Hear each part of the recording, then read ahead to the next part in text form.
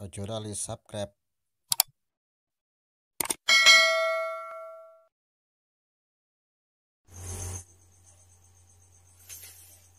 Assalamualaikum warahmatullahi wabarakatuh. Bismillahirrahmanirrahim. Alhamdulillahirrabbilalamin. Wassalatu wassalamu ala sayyidina Muhammadin wa ala alihi wa sahbihi ajma'in, amma ba'du.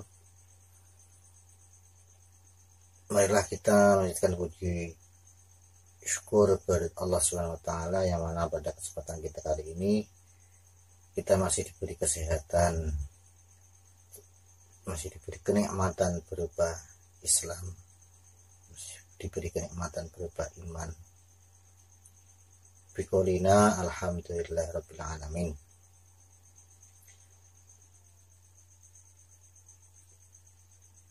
Para santri Madin Ula 18, 19, 20 dan 17 yang kami hormati, marilah kita lanjutkan pelajaran Mabadiul Fiqhiyah Juz 4 tentang sholat. Kemarin kita sudah membahas tentang syarat-syarat sah sholat. Kita sekarang akan membahas tentang rukun-rukun sholat. Sebelumnya kita hadiah Fatihah dulu ditujukan kepada baginda Rasulullah Sallallahu Alaihi Wasallam. Semoga kita selalu mendapatkan syafaat dari beliau. Amin. Ila khadratil Mustafa Muhammad sallallahu alaihi wasallam.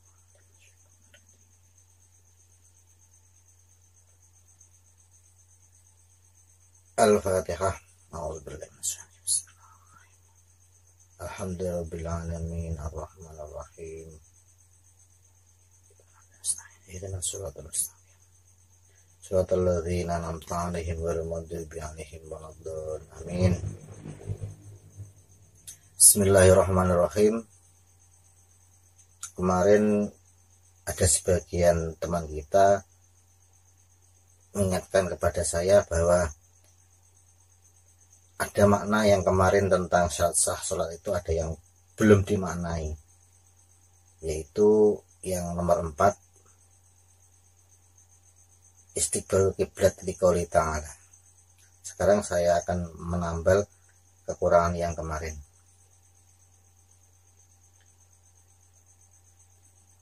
Saya mulai dari liqouli ta'ala, kepada Allah Ta'ala.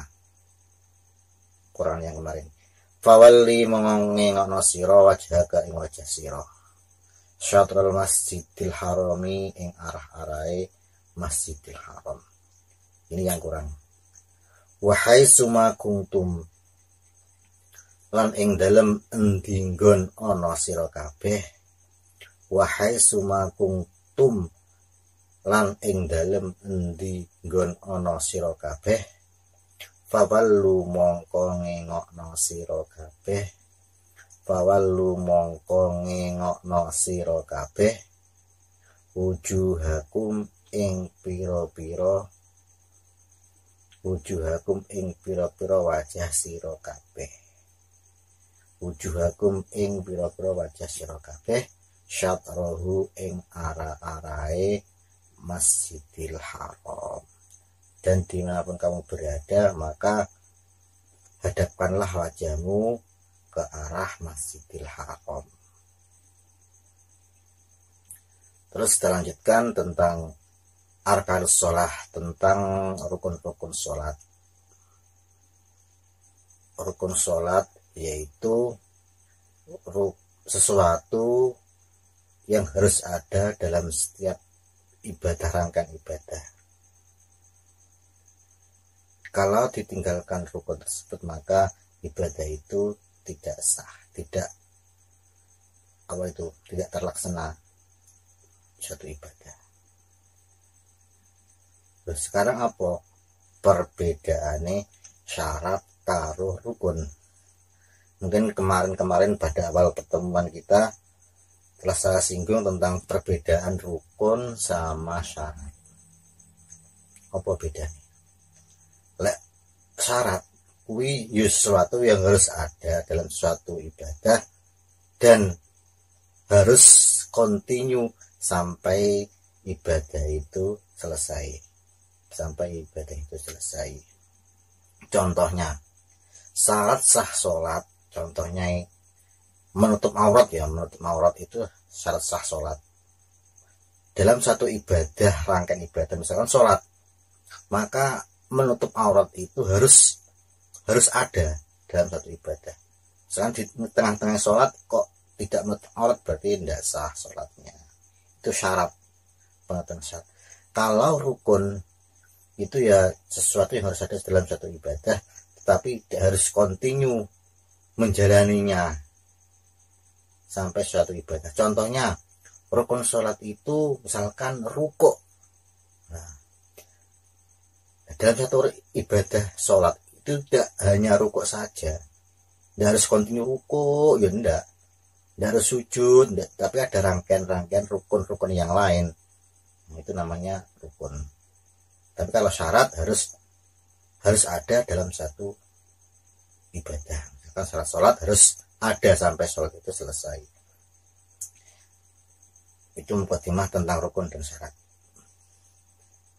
Bismillahirrahmanirrahim. Arkanus sholati utawi pira-pira rukune sholat. Arkanus sholati utawi pira-pira rukune sholat. Bab menjelaskan tentang rukun-rukunnya sholat. Iku al-awalu. Iku al-awalu utawi kang awal. Iku an-niyatu niyat. Iku an-niyatu niyat. Iku an-niyatu niyat. Liqauli sallallahu alaihi wasallam, karena dawe Kanjeng Nabi Muhammad sallallahu alaihi wasallam. Innamal a'malu, angin pestine utawi sae pira-pira amal. Innamal a'malu, angin pestine utawi sae pira-pira amal. Innamal a'malu, angin pestine utawi sae pira-pira amal iku binniyati, kelawan pira-pira niat. Iku binniyati, kelawan pira-pira niat. Sahnya suatu perbuatan itu tergantung niat. Niatnya api, ya ada api, niatnya ala ya ada. Dalam suatu ibadah mesti niat itu mesti menduduki posisi yang pertama. Wa yustaratu lan den syaratake. Wa yustaratu lan den syaratake apa muqaranatuha, apa muqaranatuha oleh baring niat. Apa muqaranatuha oleh baring niat li ay juz'in maring endi-endine juz. Li ay juz'in maring endi-endine juz min ajza'i takbiratul ikhrami, saking piro-piro juse takbiratul ihram. Li ay juz'in maring endi-endine juz min ajza'i takbiratul ikhrami, saking piro-piro juse takbiratul ihram. Dan niat sholat itu disyaratkan harus berbarengan dengan setiap juznya takbiratul ihram. Takbiratul ihram itu kan membaca Allahu Akbar. Jadi niat itu dilakukan di dalam hati. Fardunya niat, yang jadi rukun niat itu melafadzkan niat di dalam hati. Sedangkan waktu berniat adalah ketika mengucapkan hamzahnya lafadz Allah sampai roknya lafadz akbar. Yang dimaksud dengan niat di sini adalah apa? Menggambarkan di dalam hati bentuk sholat secara global. Niat ketika Allahu Akbar itu hati kita niat melakukan sholat yang akan dikerjakan. Misalkan sholat fardunya apa? Misalkan fardunya Isya, ya niat fardunya Isya. Misalkan sholat fardunya apa? Fardu maghrib, ya maghrib. Ketika takbiratul ihram Allahu Akbar niat. Sedangkan pelafatan lafaz usolli fardul asri kita kan sering apa diajar kita kecil sering diajari niatnya sholat usolli fardhu zuhri arba'a raka'atim mustaqbilal qiblati ada lillahi ta'ala, ada al-ma'mum, ada imaman. Itu kan sering kita ajari, sering kita belajar semacam itu. Jadi pelafatan itu hukumnya sunnah. Kenapa kok diucapkan? Karena membantu hati kita untuk niat ben eling. Di unek ini kadang kita kan eling. Kadang-kadang kalau Allahu Akbar kok tidak meningun, kadang-kadang terkadang hati kita itu tidak niat macam itu. Yang penting itu niatnya itu harus menghadirkan sholat yang akan, kefarduan sholat yang akan dikerjakan. Misalkan fardunya zuhur, sedangkan misalkan apa ya, lafaz 4 rakaat, misalkan salat zuhur 4 rakaat menghadap kiblat, terus kemudian makmum atau imam lillahi ta'ala, itu hukumnya sunnah melafadzkan semacam itu, atau qadha dan sebagainya, itu hukumnya sunnah. Tapi yang menjadi kewajiban atau rukun dari niat adalah menggambarkan sholat yang akan dikerjakan itu sholat zuhur apa sholat asar, fardu apa enggak, semacam itu.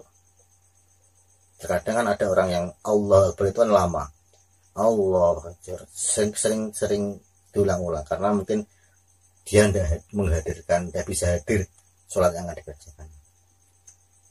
Dan sholat itu harus secara global harus dihadirkan dalam niat itu. Sholat maghrib itu 4 rakaat, ada yang mau melakukan rukuk, sujud, itu dan sebagainya, itu harus dihadirkan dalam niat. Kalau menurut pandangan Imam Syafi'i dan Maliki, wajib hukumnya takbir, niat itu berbarengan dengan takbir, tidak boleh tidak sebelumnya atau setelahnya. Tapi kalau Ahmad Hambali, yang mazhab Hambali dan Hanafi itu boleh mendahulukan niat daripada takbir, mendahulukan niat dengan takbir, tapi dengan masa yang tidak terlalu lama.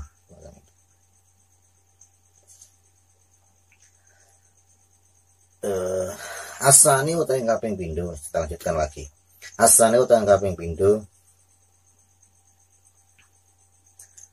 asani utawi kang kaping pindho iku al-qiyamu adat, iku al-qiyamu adat, iku al-qiyamu adat fil faraidi ing dalam pira-pira salat fardu, fil faraidi ing dalam pira-pira salat fardu, fil faraidi ing dalam pira-pira salat fardu lil qadiri kedhe wong kang kuwasa atau mampu, lil qadiri kedhe wong kang kuwasa atau mampu. Syarat atau rukun sholat yang kedua adalah berdiri di dalam sholat fardu, baik zuhur, asar, maghrib, isya, subuh. Itu rukun wajib dilakukan bagi orang yang mampu. Maksudnya mampu berdiri, loh, mampu berdiri ngadeg iso. Liqauli ta'ala, tapi kalau sunat itu tidak masalah, bukan termasuk dari rukun. Misalkan sholat sunnah rasa-rasan ngadeg duduk boleh, tapi kalau fardu wajib hukumnya untuk berdiri atau menjadi rukun dari sholat berdiri. Liqauli ta'ala, karena dawuh Allah ta'ala, liqauli ta'ala, karena dawuh Allah ta'ala, wa kumulan padha jumenenga sira kabeh, wa kumulan padha jumenenga sira kabeh lillahi karena Allah ta'ala, lillahi karena Allah, lillahi karena Allah, qonitina hale pira-pira kang manut kabeh, qonitina hale pira-pira kang manut kabeh. Wa qauli sallallahu alaihi wasallam, lan dawuh Rasulullah sallallahu alaihi wasallam,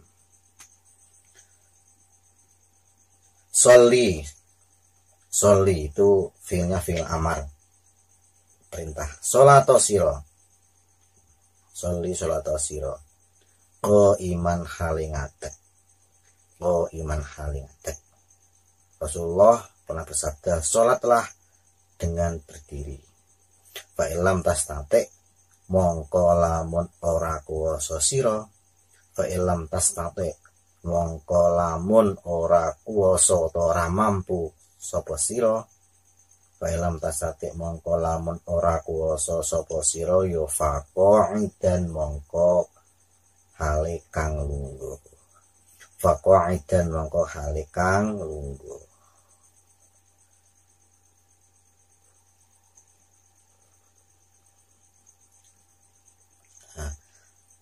Sholatlah dengan berdiri, maka apabila kamu kok tidak mampu untuk berdiri, tidak mampu, mungkin kalau berdiri nglior misalkan, jatuh, mungkin sering pusing dan sebagainya, atau mungkin yo ndak iso ngadeg lah, mungkin dia ndak punya kaki dan sebagainya, maka boleh untuk berduduk.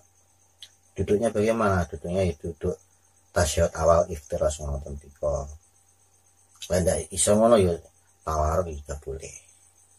Ndak iso duduk dengan iftirash tawaruk yo sila ya boleh. Semampunya. Yang penting bar dia tidak bisa berdiri maka dengan duduk. Fa ilam tastate mongko lamun ora kuwasa sira. Fa ilam tastate mongko lamun ora kuwasa sira. Fa ilam tastate mongko lamun ora kuwasa sapa sira. Fa ala janbin mongko ing atase lambung. Fa ala janbin mongko ing atase lambung atau turu miring. Fa ala janbin mongko ing atase lambung atau turu miring. Maka ketika orang itu tidak mampu untuk duduk, tidak mampu, mungkin sakit dan sebagainya, maka boleh untuk tidur miring atau tidur di atas lambungnya. Maksudnya lambungnya yang kanan itu di bawah. Berarti posisi orang yang sholat dengan turu miring itu kepala, misalkan kalau kita kan menghadapnya ke barat, kalau turu miring ya seperti orang yang meninggal itu.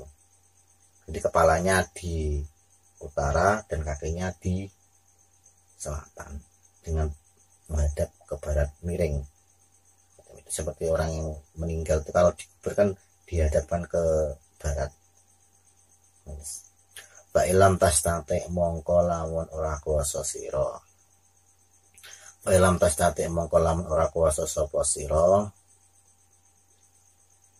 Fa mustalqiyan mongko hale turu mlumah. Famustalqiyan mongko hale turu mlumah. Maka apabila orang itu tidak mampu untuk tidur dengan cara memiringkan badannya, maka boleh sholat dengan cara tidur terlentang, melumah, gede bah, boleh dengan sedekap, kalau bisa dengan sedekap. Posisinya bagaimana kalau tidur terlentang dengan menghadap ke bawah, menghadap kiblat? Berarti kakinya itu di barat, kemudian kepalanya di atas, sedangkan kepalanya itu agak dinaikkan ke atas. Jadi posisinya ya mujur ke ngitangulon, sedangkan kepalanya agak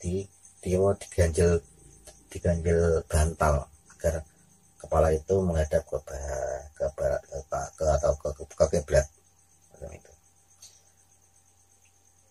La yukallifu ora merdi atau ora nuntut. La yukallifu ora merdi atau ora nuntut sapa Allahu Gusti Allah. Sapa Allahu Gusti Allah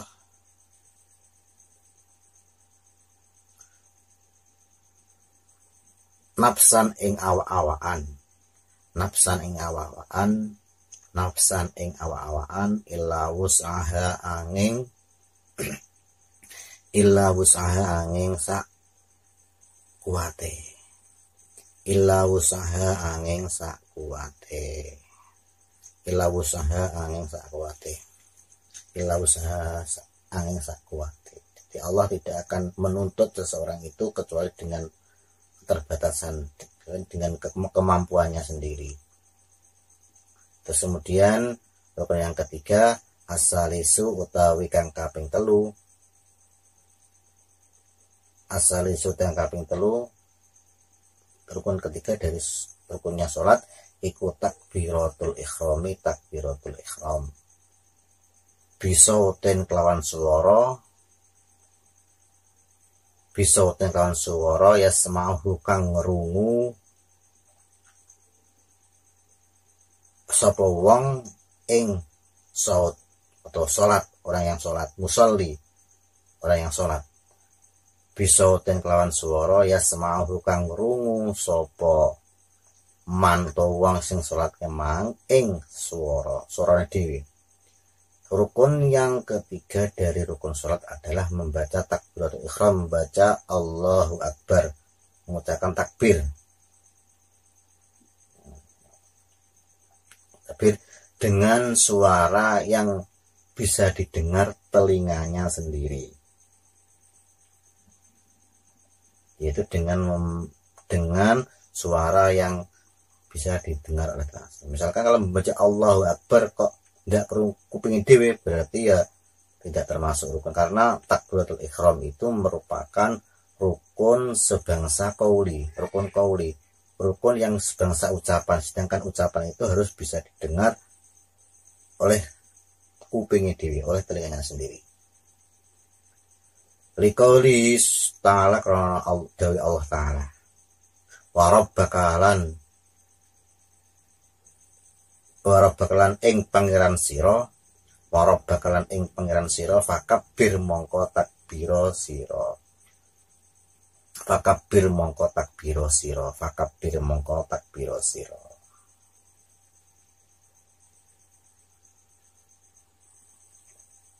Jadi syarat rukun yang ketiga adalah membaca takbir Allahu Akbar, sedangkan kita disunahkan ketika takbiratul ihram itu mengangkat tangan.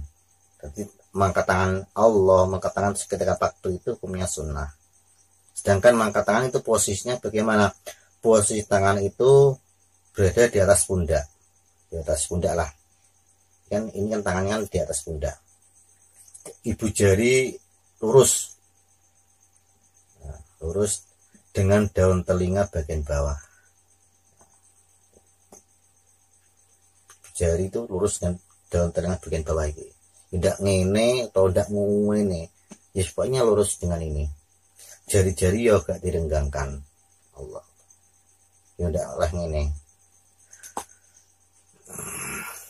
Terus kemudian jari-jarinya itu tulisan dengan bagian telinga bagian bawah, bagian atas. Yang atas ini teruskan agak condong ke barat, mungkin semacam ini.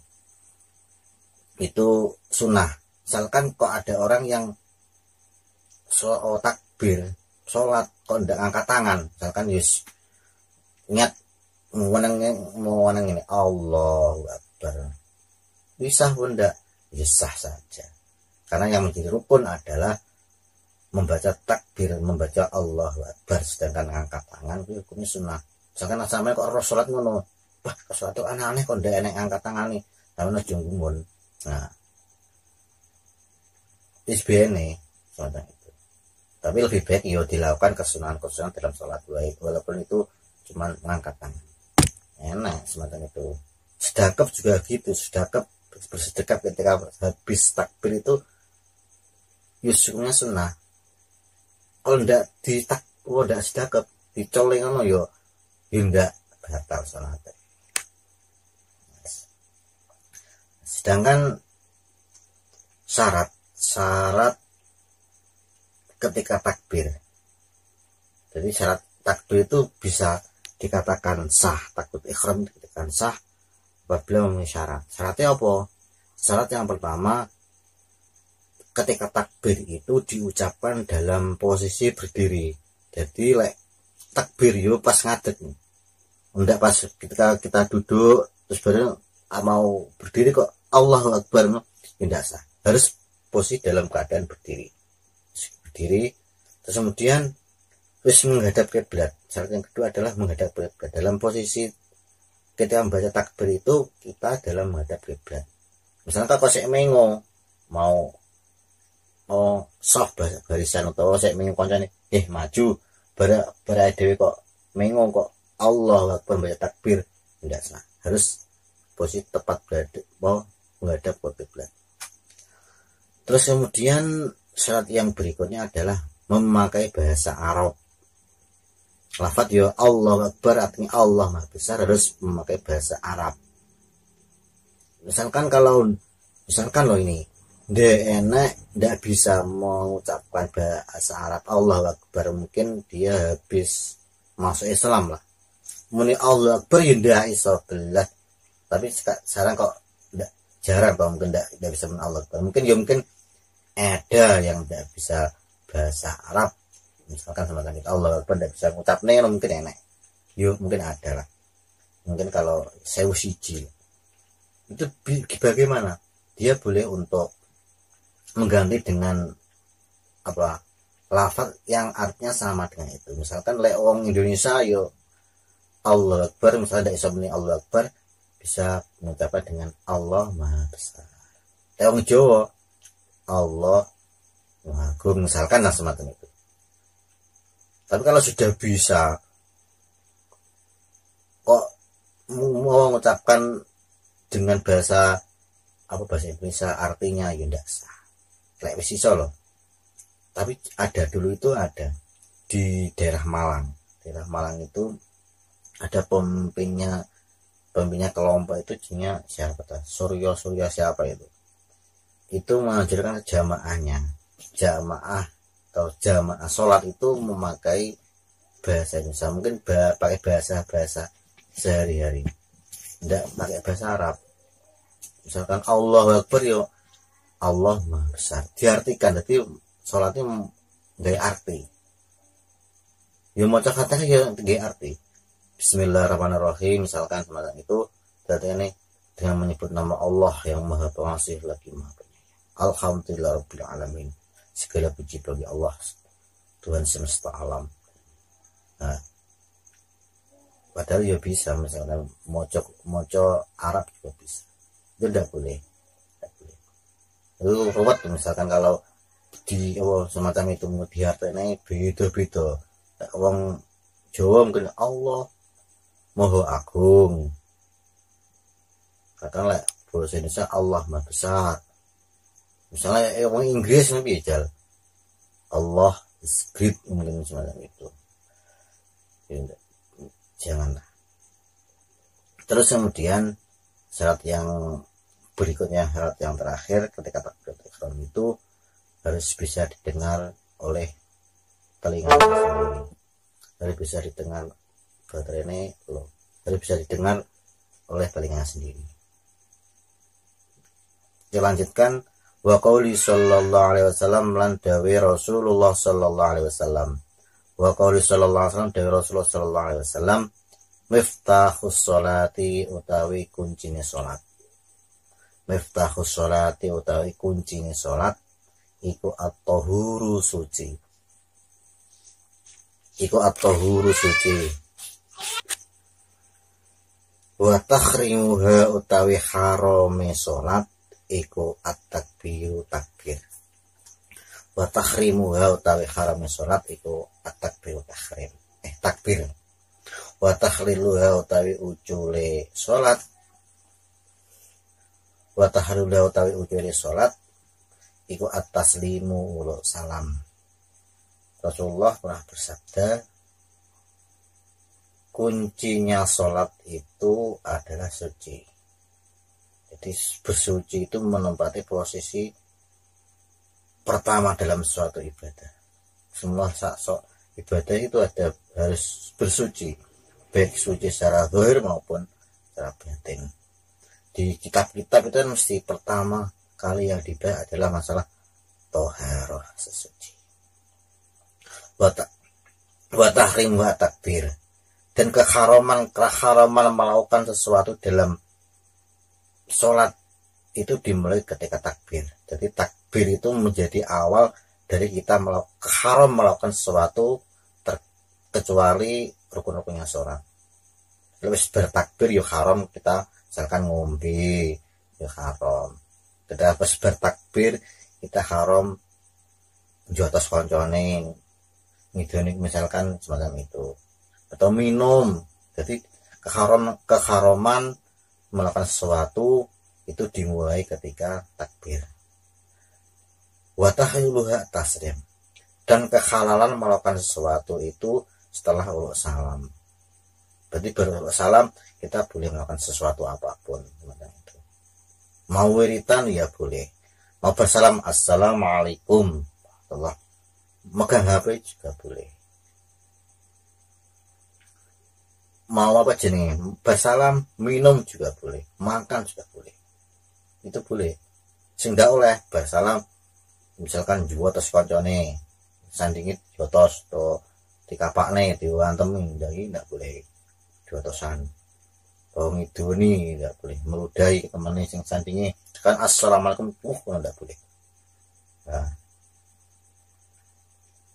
terkadang orang itu mempermasalahkan bersolat enaknya lek wiritan membaca astagfirullahaladzim alladzi la ilaha itu bid'ah, dosa, haram dan sebagainya.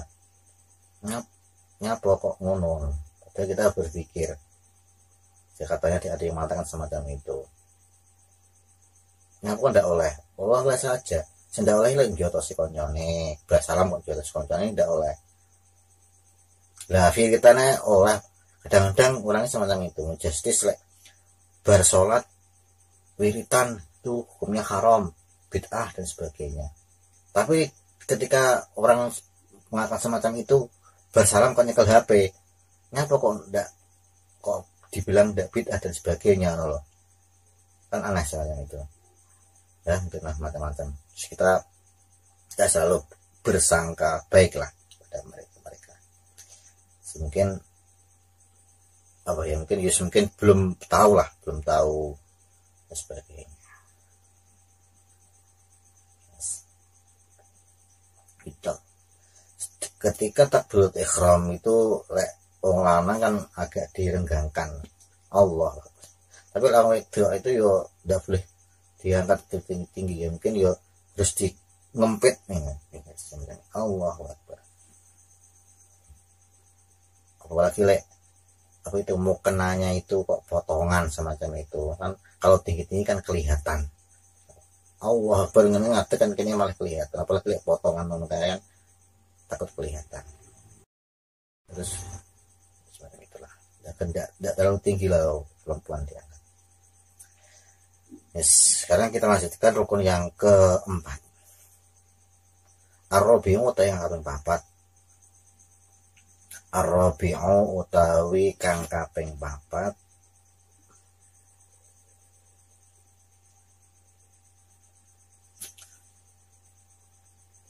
ar-rabi'u yang kaping papat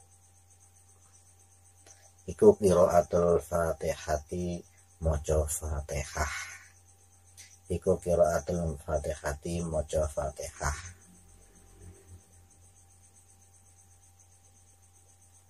Wal basmalatu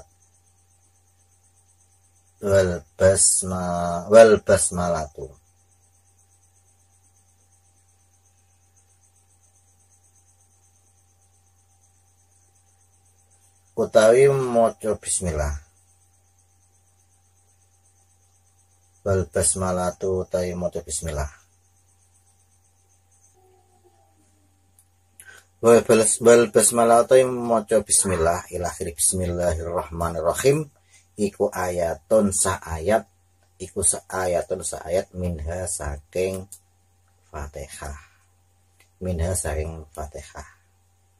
Liqauli sallallahu alaihi wasallam, para dawuh Rasulullah sallallahu alaihi wasallam, la sholata ora ana salat iku maujud. La sholata ora ana salat iku maujud.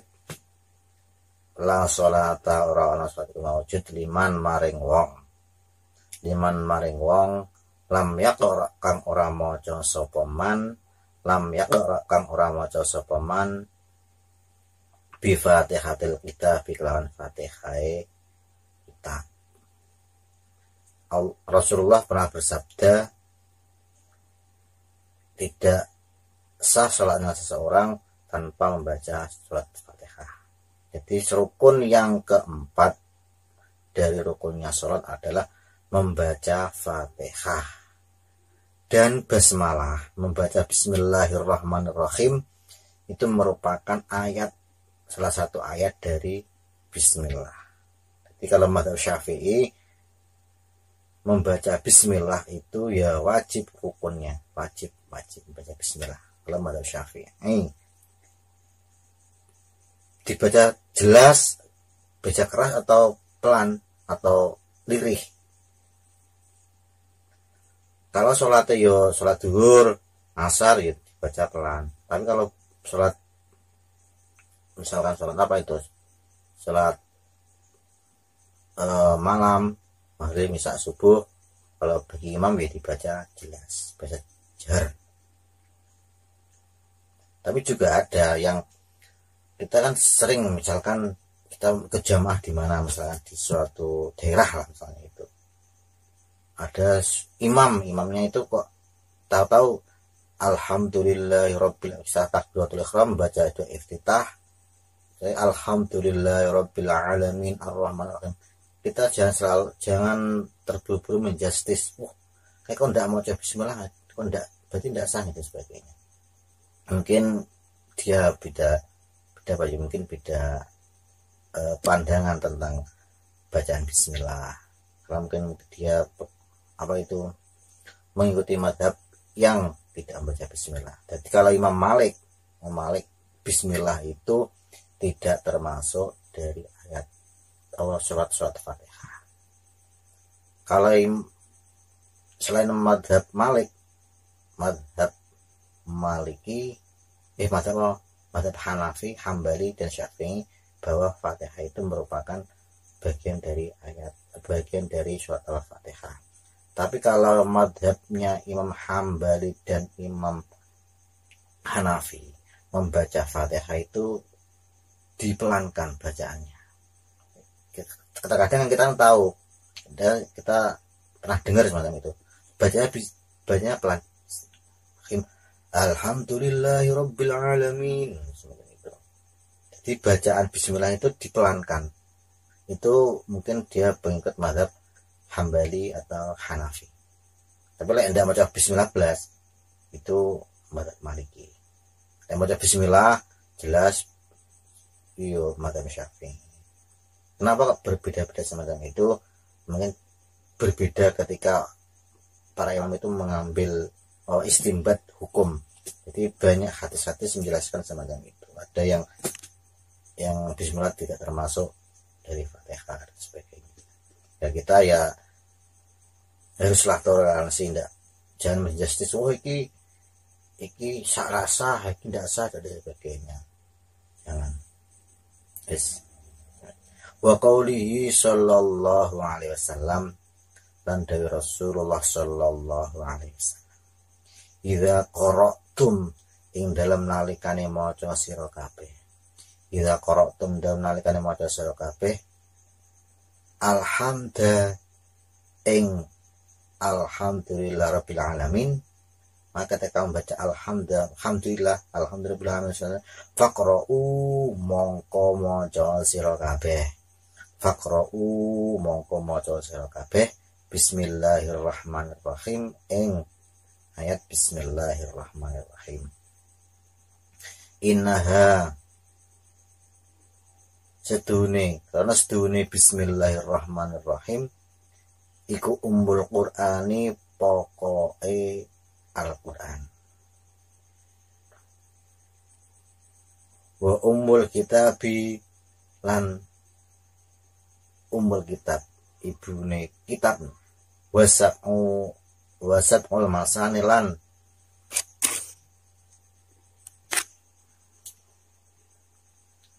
wasab'ul masani, lan ayat pitu kang den ulang-ulang.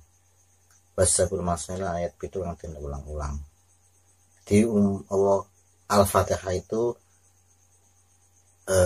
banyak namanya.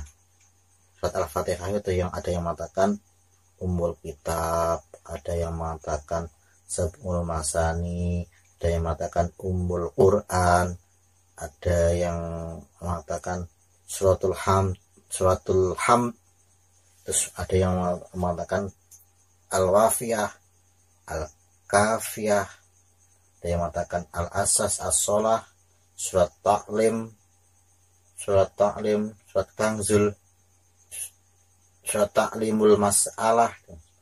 Ada 13 kalau menurut Imam Naisaburi itu surat penamaan Fatihah itu banyak. Tadi terakhir adalah Sab'ul Masani, adalah 7 ayat yang diulang-ulang bacaannya. Kan diulang-ulang, misalkan rakaat pertama ya mau Fatihah, rakaat kedua ya mau Fatihah. Kalau rakaatnya 2 kan subuh diulang. Rakaat 4 salat zuhur asar ya diulang sampai 4 kali. Bismillahirrahmanirrahim utawi lafaz bismillahirrahmanirrahim iku ikhda ayatiha, salah sijine pira-pira ayate Fatihah. Iku bismillahirrahmanirrahim utawi bismillahirrahmanirrahim iku ikhda ayatiha, salah sijine apa? Pira-pira ayat Al-Fatihah. Itu kalau dia mampu untuk membaca surat Al-Fatihah.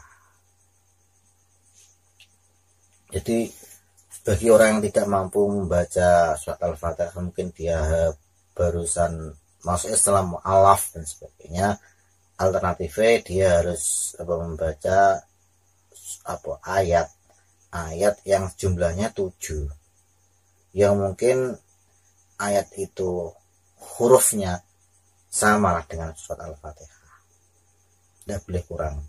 Misalkan bisanya membaca qul huwallahu ahad, dibaca qul huwallahu ahad, qul huwallahu ahad, qul huwallahu ahad. Di salatnya macam mana? Sekiranya bacaan qul huwallahu diulang-ulang itu sama hurufnya dengan Al-Fatihah. Lenda iso ayat liyane, ya mungkin dia bisa membaca doa. Misalkan isane maca subhanallah, ya maca subhanallah. Ya, itu lamanya atau bacaannya itu, ayatnya itu bacaannya itu samalah dengan jumlah hurufnya Al-Fatihah.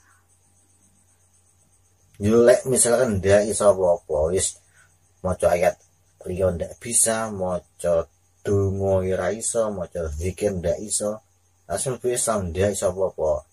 Ya maca Allah ora iso, misalnya Allah, misalkan kalau dan tidak boleh ya Allah ndak iso ngono ya piye? Ya menang